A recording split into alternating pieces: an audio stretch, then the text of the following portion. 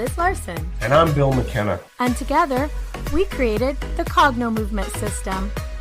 And we'd like to welcome you to the New Life Perspectives radio show, where we're going to be sharing with you tools, tips, and ideas that are going to change your life.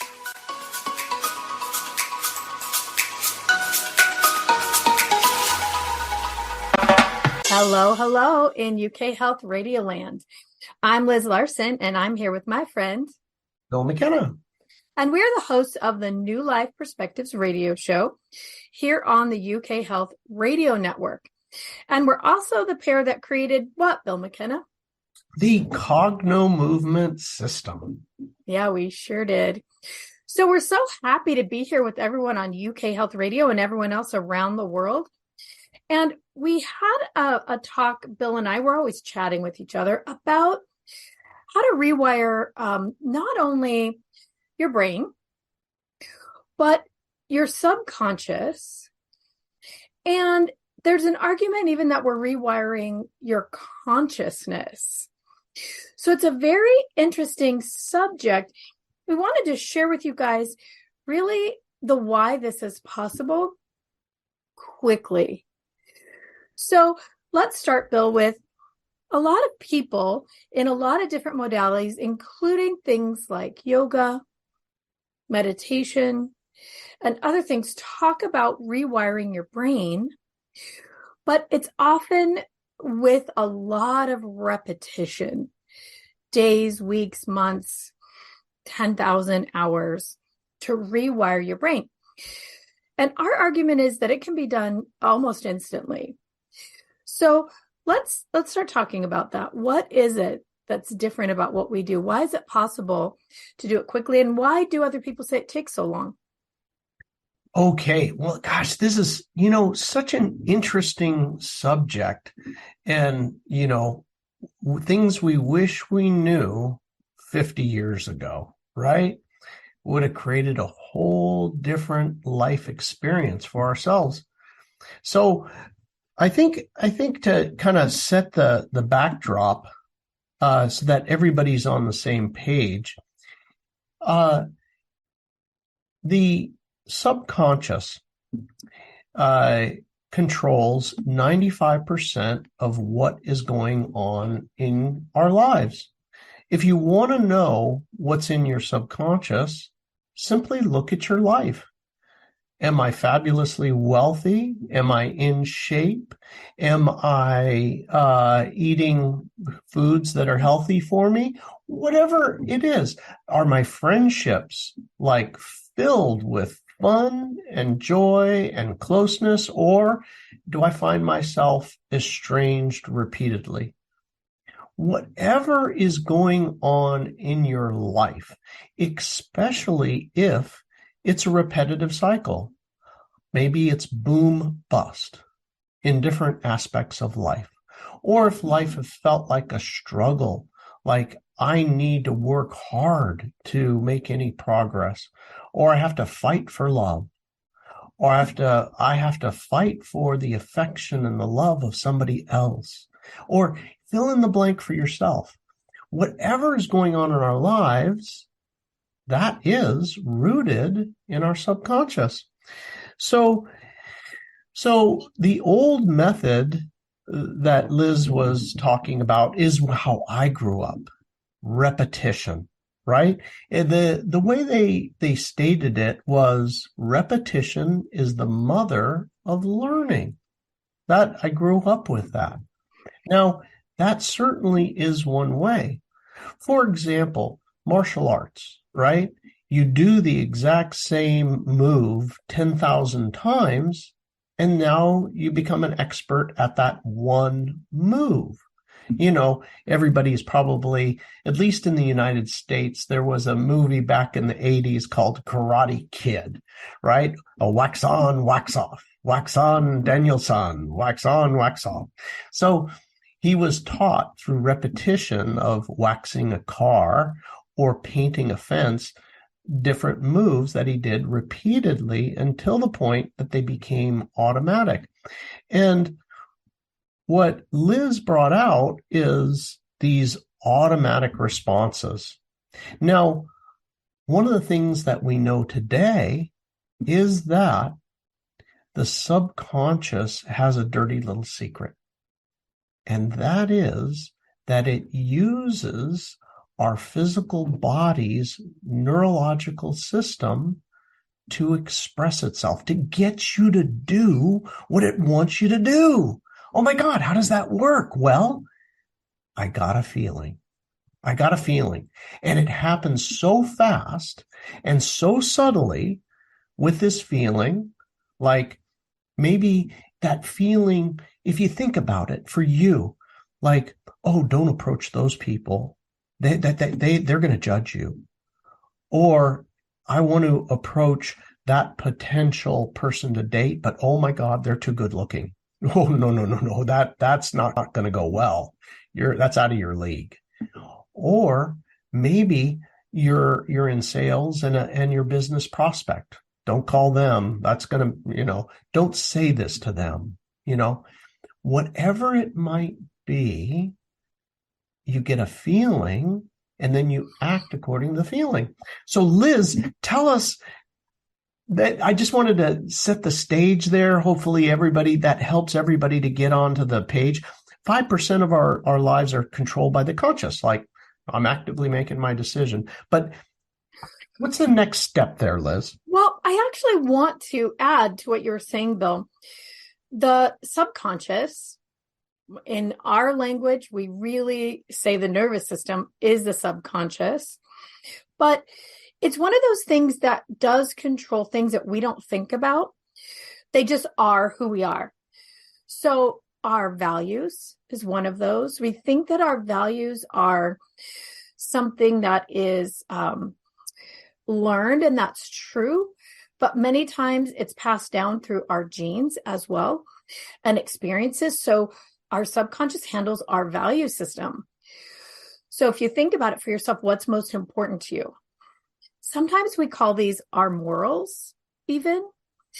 And like if we're a person who thinks we have very high moral standards and we see someone that we believe doesn't, we just cannot understand how in the world that person makes those choices. But they really are our automatic responses, our drivers.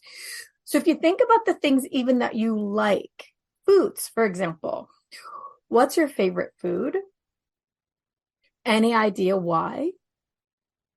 It even comes down to who we choose as a mate. If you think about your partner, Bill and I have had this conversation. It's kind of a funny thing. You think, well, why that person? Specifically, what was it about them that all of a sudden your eyes and your body said, yeah, they're it, right? Why does a person find a blonde more attractive than a brunette or vice versa? Why is a person attracted to a tall person versus a short person? We can say it's society, and that may be true, but it's really an internal driver. There's something in our body that says, yes, right? Right. Right. Our belief systems, even things like our religions, what we're attracted to in terms of spirituality and consciousness. If you think about it, why? Why do you like that idea? Religious people don't realize, but when they think about their religion, they think about their faith, there's a specific feeling in the body that goes with that. You would call it a driver. Politically, it's the same. There's something about that finds a match to your nervous system, to your nerves, to your feeling, that the body says, yes, I like it. So these are the things we're talking about, and they're all the things that add up to the life we live right now that keep us in a very specific lane. And what you were saying about learning is so true. Our current way of learning is this slow repetition. Have you ever heard the 10,000 hours? Part of that is, experience. But a big part of it is kind of hammering it into the body. And the truth is that the brain actually doesn't like to learn in repetition. The brain loves new, novel experience. And once you have seen it, once you've got it, you really don't need the repetition, but we have a belief that we do. What Bill and I discovered is that there's a way to train the body right now to do what it needs to do without repetition. There's a way to train the brain right now without the need for repetition. There's a way to change the consciousness nervous system or internal driver. Guess what? Without repetition.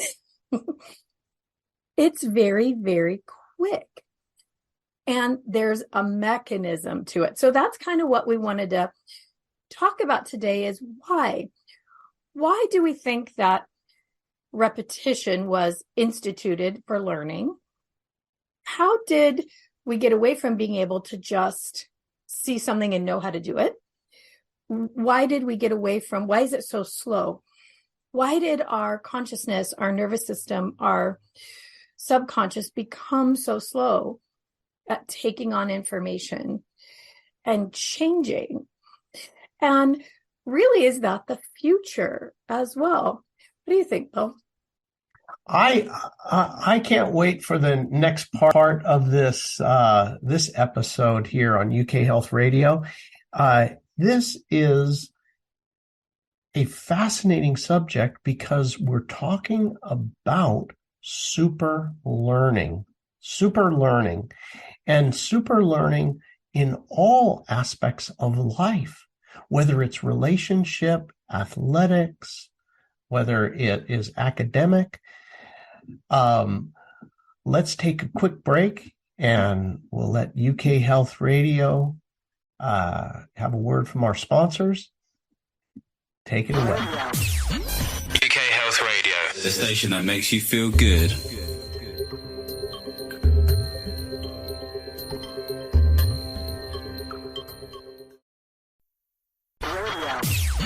UK Health Radio, the station that makes you feel good.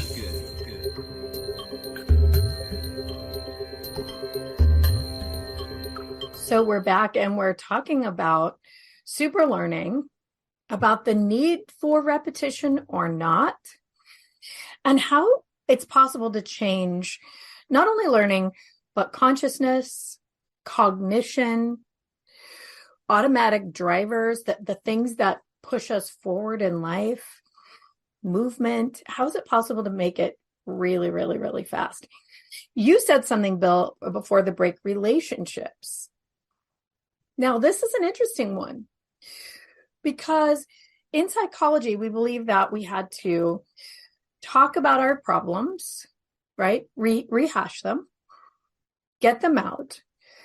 And over time, I think maybe there's a belief that you would become desensitized to it or have an epiphany or get to the point where you let the relationship go. But in Cogno Movement, the work that Bill and I do, we discovered that relationships could be changed literally in the blink of an eye by changing only one person in the relationship. So let's talk about that a little bit, Bill. How in the world could that even be possible? Well, it seems impossible. If you're listening to this, you might be like, what the heck? That doesn't sound possible. But it really is. So when let's take something, for example, jealousy, right? If you're somebody who has either been on either side of jealousy, that doesn't feel good. I mean, not only doesn't it feel good to feel jealous, but it also, I'm not talking about that little bit, like just a very little bit of spice where they're like, hey, that's my man, or that's my girl, or whatever. Not that. I'm talking about screw you, and really, really aggravated jealousy. Well, what that does, right, is it makes everybody afraid, right? You're hyper alert. You're afraid. Don't look over there because they might get jealous, there's a lot of misinterpretation. And also, like, it doesn't feel good on the other side of it. So imagine for a second, like, let's say you've got one partner in the relationship that is holding the cycle of jealousy. You can fill in the blank, call it anger, fear, resentment, shame, whatever, feeling judged, whatever the loop is. What happens is that it pushes away the partner. So any sort of thing that is rooted in fear divides a relationship. It creates distance.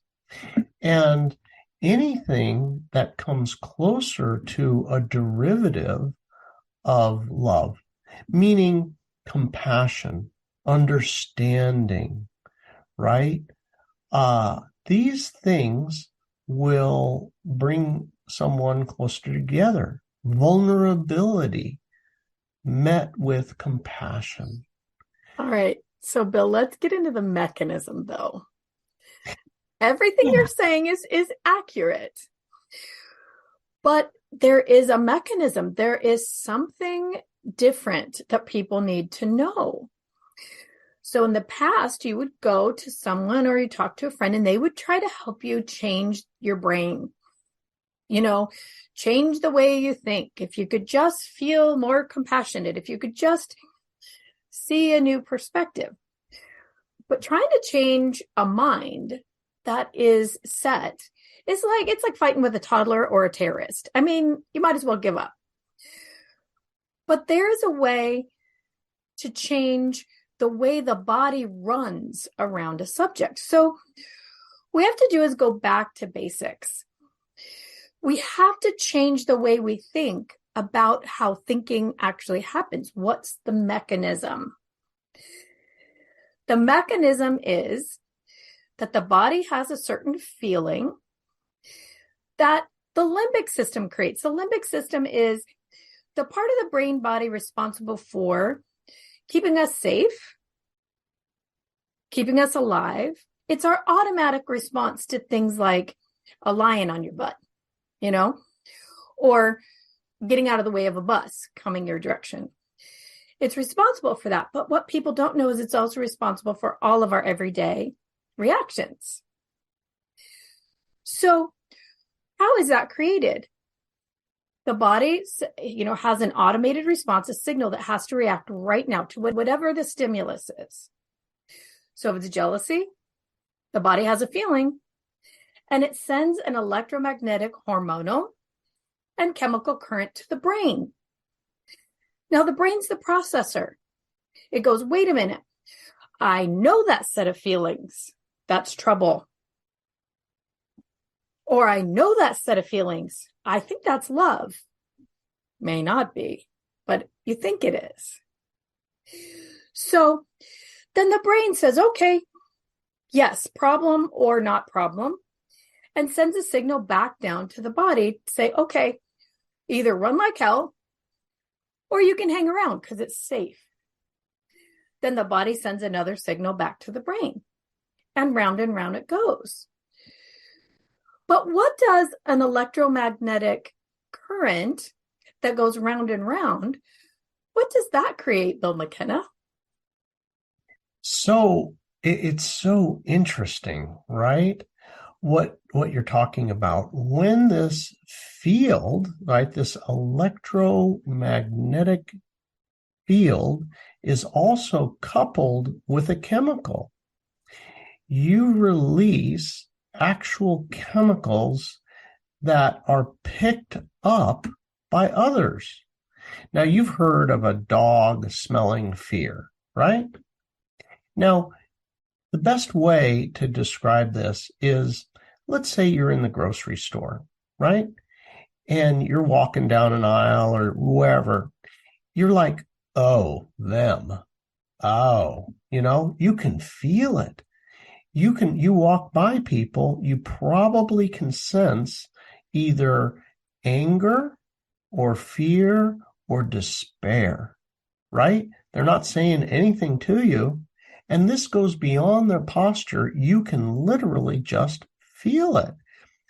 Your systems, just like an animal, can pick up on the electromagnetic feelings that are coming from the person and the chemical. You know, predators are basically pick up on this in the animal kingdom and here, with us too, right? How do they choose their victim? Well, this cycle, right, is picked up in a relationship by the other person, and it marries up to their electromagnetic system. So we both have it, and it finds a match in their field, their electromagnetic field as well. Our bodies are literally a battery. It's electric. It's so true. We think we're functioning on our own system, that we're very a closed circuit internally, and we just aren't. And we know this for sure by exactly what Bill was talking about. We now know that an animal, for a person who has seizures, the animal can detect the seizure coming long before the person having the seizure knows they're having it. The same with diabetes or other issues. So how is that possible? That animal can pick up on an internal system inside your body, exactly what we're talking about. I think that the misunderstanding has been that we as humans don't pick it up as well, and we absolutely do. And we're running into each other's electromagnetic field, which HeartMath Institute says in a healthy person is about 6 to 8 feet. But not only that, they're hormonal and chemical signals. If you come in hot and you've got cortisol in your field, a person who knows you and is very familiar with what you feel like as you walk in a room, they will detect instantly there is something wrong. You ever be with your spouse and you're in the car and all of a sudden you have a thought and they're like, "What's wrong?" And you're like, how about you mind your own business? Like, I just had a thought. How do they know? Are they psychic? Well, actually, kind of, yes. But it's not your brain. It's your field, your hormones, your chemicals. You're constantly interacting. And in a close relationship, you have a culture that is created by those matches and mismatches. And if you find yourself constantly fighting with someone or having hard feelings, you know what that feels like. It feels like running up against a wall. And in many ways, you are. You're running up against something that they're pushing back at you, and you're pushing back at them. And it runs and runs and runs, and you can't figure out why.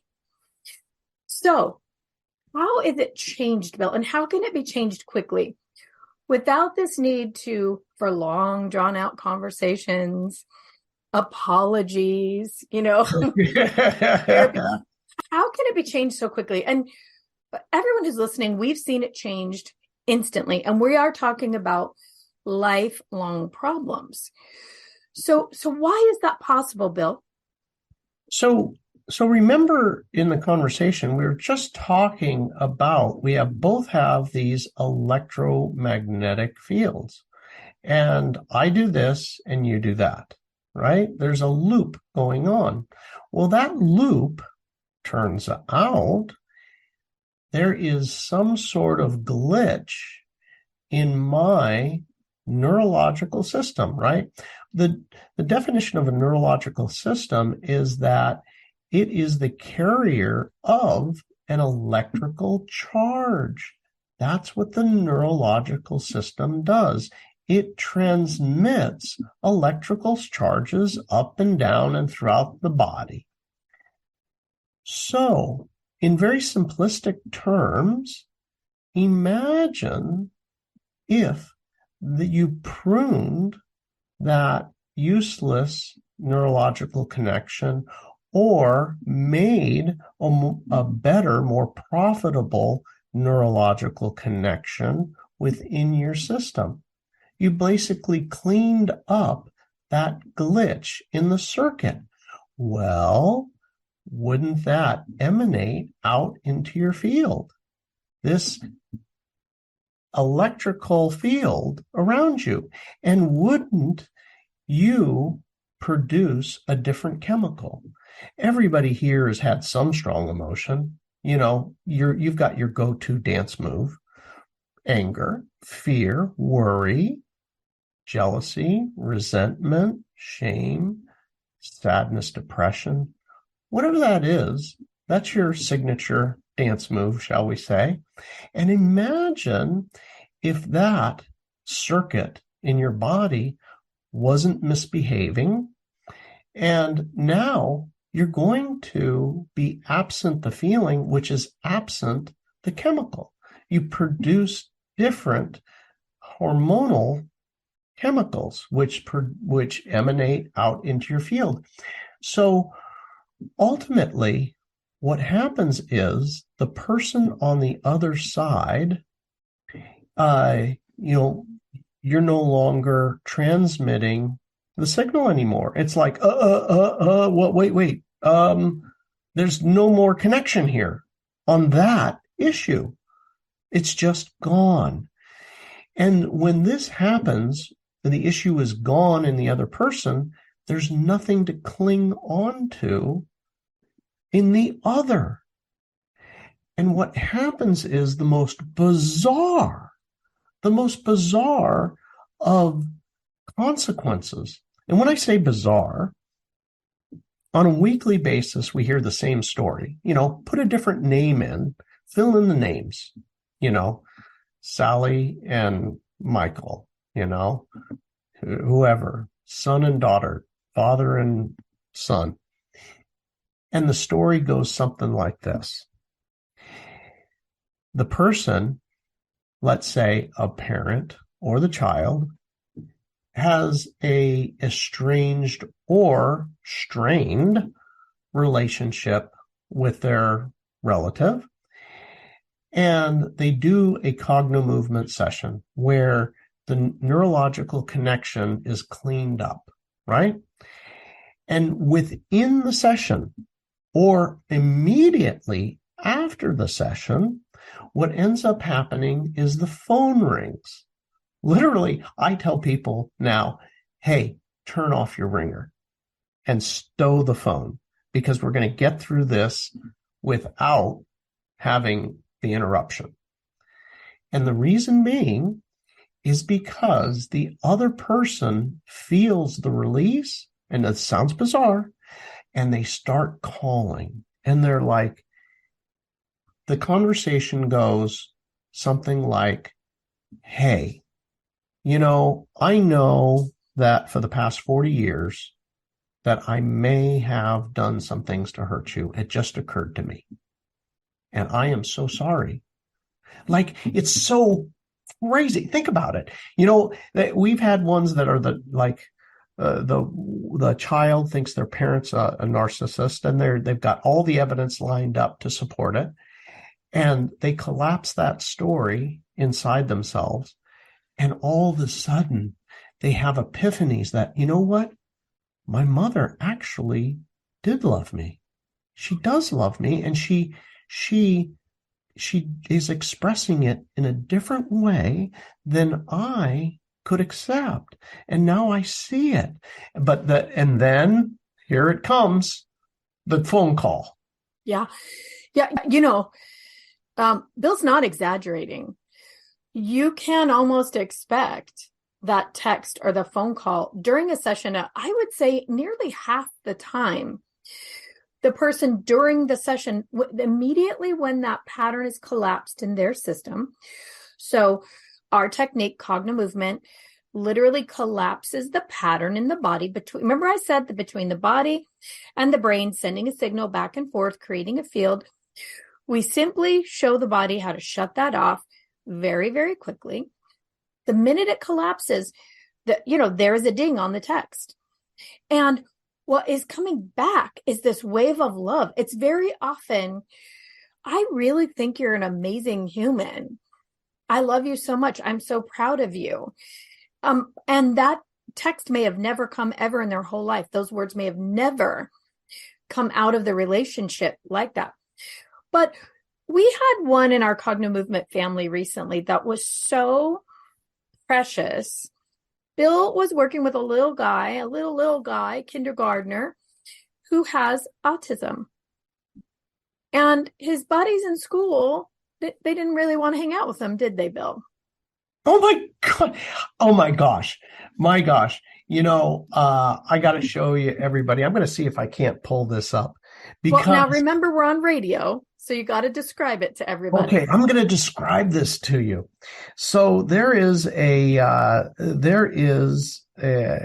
person that I know that was on the spectrum, and the interesting thing about being on the spectrum is that relationships can be difficult. When I say difficult, I mean that they basically have challenges because of the way that they feel. They have to have things a certain way, and because of that, other children have, no, these are my blocks or my crayons, and no one else gets to touch them. I have to have things a certain way. Well, once that situation starts to get released, what happens is then, the kids, right? If I don't have a lot of those kind of glitches where it's got to be this way, then the other kids can start to love and appreciate. So this particular one that I'm going to show, you'll see this on YouTube, but all of the children, their response to the little boy coming in, there are, I don't know, maybe 10 or 15 classmates, and they're all like kindergartners, and they're all flooded around hugging you. It's unbelievable to watch. Well, tell everybody what was happening before, though, Bill. In his classroom, the kids really didn't want to be around him, right? They did not. Matter of fact, things were, getting kind of feisty, right? It's like, no, I don't like him. And, there were, hostile words, right? That were going on there. The teachers had to step in and like, hey, don't do that to him. The boy that was on the spectrum, they had to come to his defense. And so anyway, it all melted away. And with that, with his neurological system not firing that it has to be this way, that all melted away. And so now all the kids were gathering around, hugging, like, oh my God, he's here. And so hopefully you'll at least hear this. It's amazing. Here you go.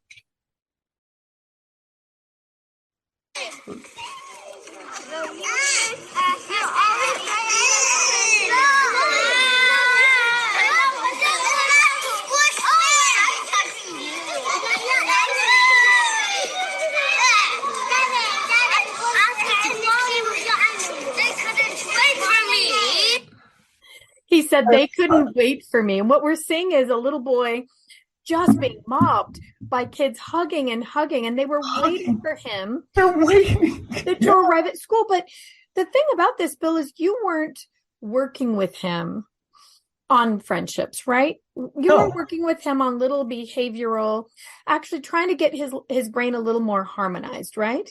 That's it. We were just doing cognitive movement exercises for the brain and his body. And that is it. The side effect is relationship. So that is how it works. We're not trying to say, hey, stop that. You know how well that goes over with any kid, much less one on the spectrum? It's like, huh? What? It's very difficult.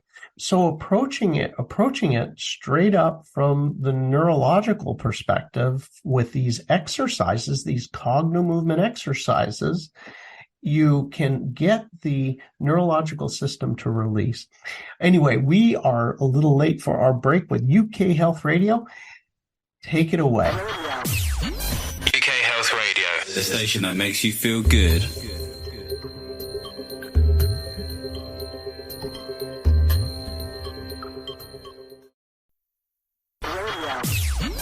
UK Health Radio, the station that makes you feel good.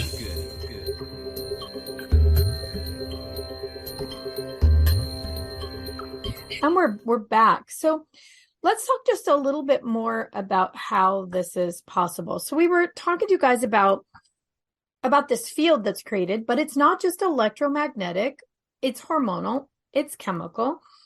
We can sense each other's cortisol. We can also sense the mass, the actual feeling of other people around us. Notice if you've ever gone to the grocery store irritated. You ever done this? And, you're kind of fighting in your mind with somebody else. And the next thing you know, a fight breaks out next to you. The two people in line next to you, they start arguing with each other. Or, dang it, if every last person you run into isn't some kind of a jerk, you're cut off in traffic, you're cut off. So why is that? It's that everyone around you is influenced by this emotion. I always think it's funny after a cogno movement session when I'm the practitioner, if I go to the grocery store after, oftentimes people will say, "Oh my gosh, you're glowing," or "Wow, you look so beautiful today." And I just look like myself. But my system is emanating this very calm, accepting, loving state. And everyone around me, every stranger around me is affected by it. Now, it's not just because I have a magnetic personality, it's that the signal is strong enough that even people I don't know bump into it and think, "Oh, that feels pretty good."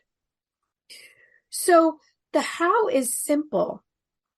Bill and I learned that the subconscious is accessible through any point that the nervous system extends to the edges of the body, or through the eyes, which is the other end. We can access the brain. I say the files of the brain, but it's literally the place cells in the brain that hold memory, or one end of the nervous system, the receptor for processing information. We can access that through the eyes. So wherever we can access the way that the body is handling a very specific response, a belief, a pattern, an automated response, an idea, a feeling, any way that we can get the body to recreate that sensation, we can also very quickly teach the body to turn that off. And how we do it is ridiculously simple. We just let the nervous system know that it's safe. It's safe. It no longer has to react with fight or flight. Fight or flight is the most base reaction that our body has because it keeps us safe. We learn, don't touch the hot stove, don't walk out in front of traffic, don't stab yourself in the eye with a knife. We learn these as we're growing. In fact, even a fetus in the womb learns these things. So if we can access that very base interaction with the world and teach the nervous system very quickly with some very simple tools that we have, okay, no, that's safe.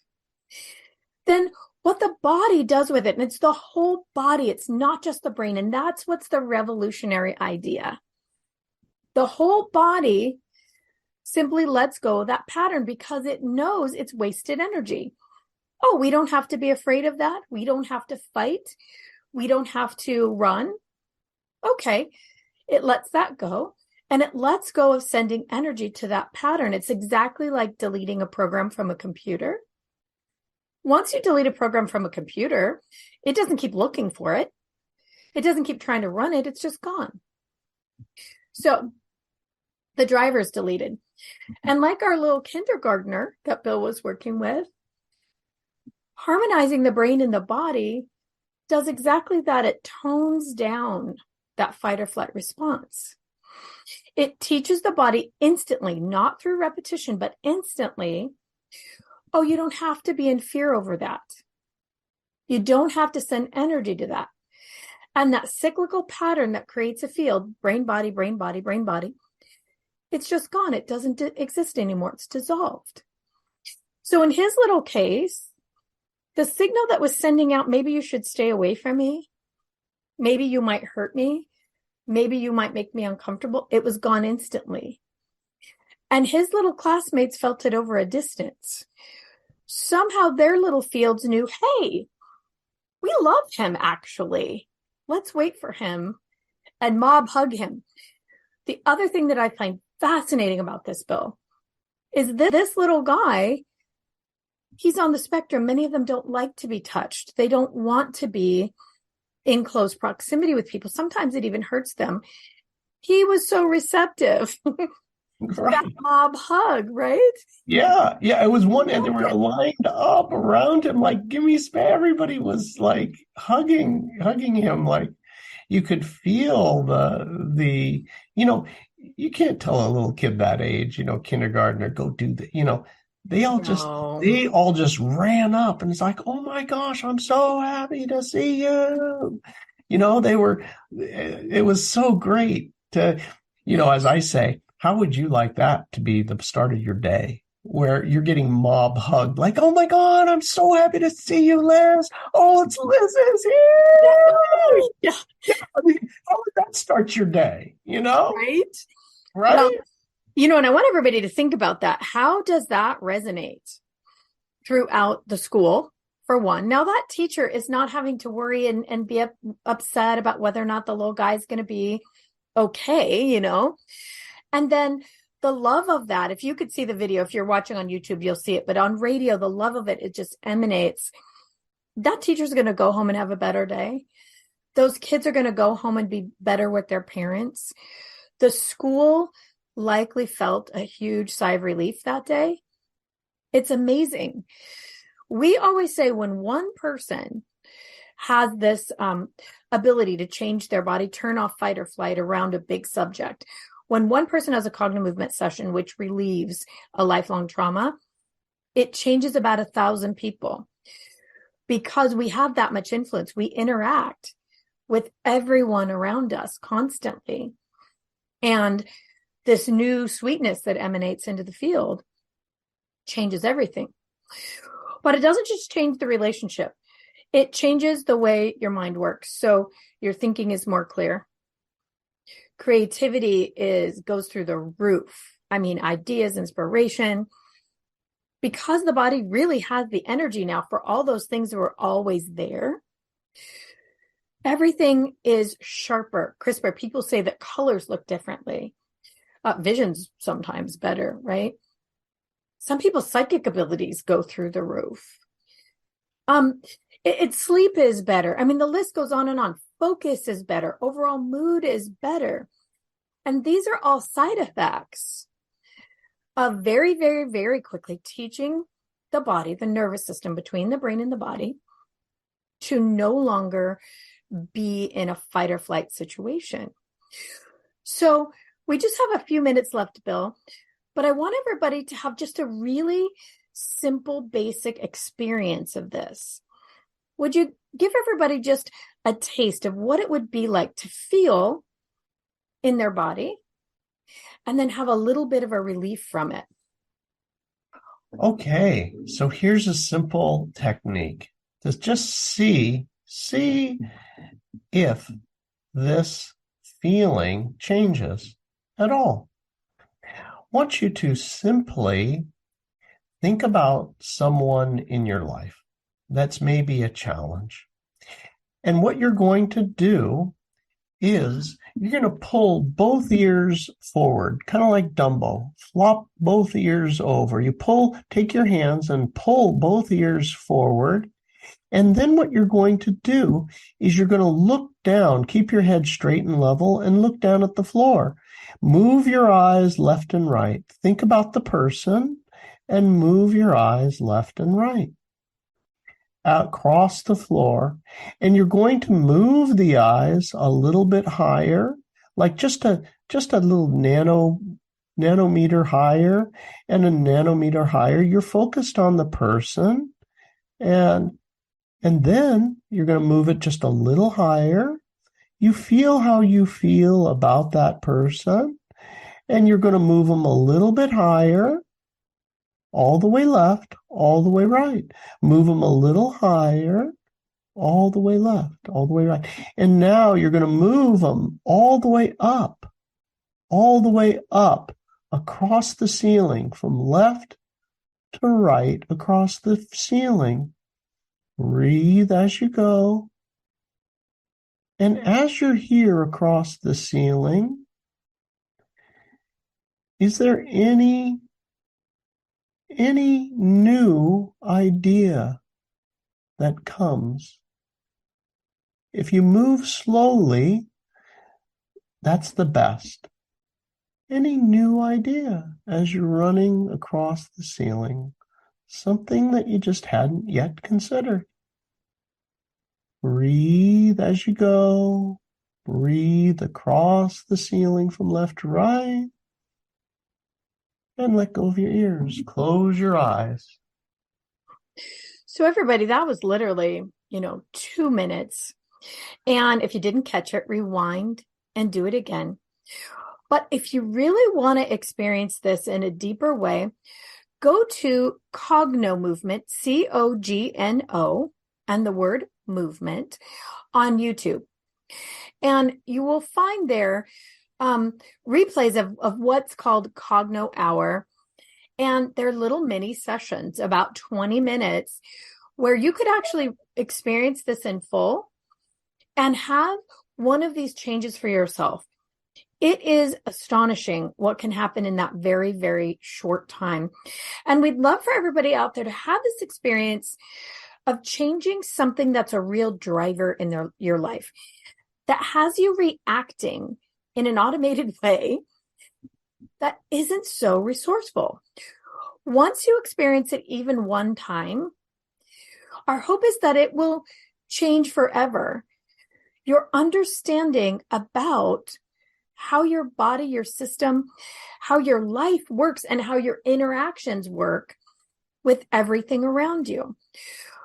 For Bill and I, when this first started to emerge, these what we called side effects of our work in the beginning, it revolutionized the way we think about every interaction with everything on the planet and in our lives. So if you're in the place of thinking you've got to do things in a repetitive way to learn, you've got to do things in a repetitive way to unlearn, you've got to do things in a repetitive way to move or change your body, Bill and I would like to help you change that idea.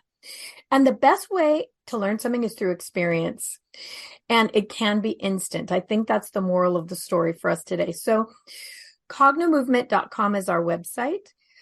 Cogno Movement on YouTube is where you can go to really have some experiences, or Cogno Movement on Facebook. Go to videos.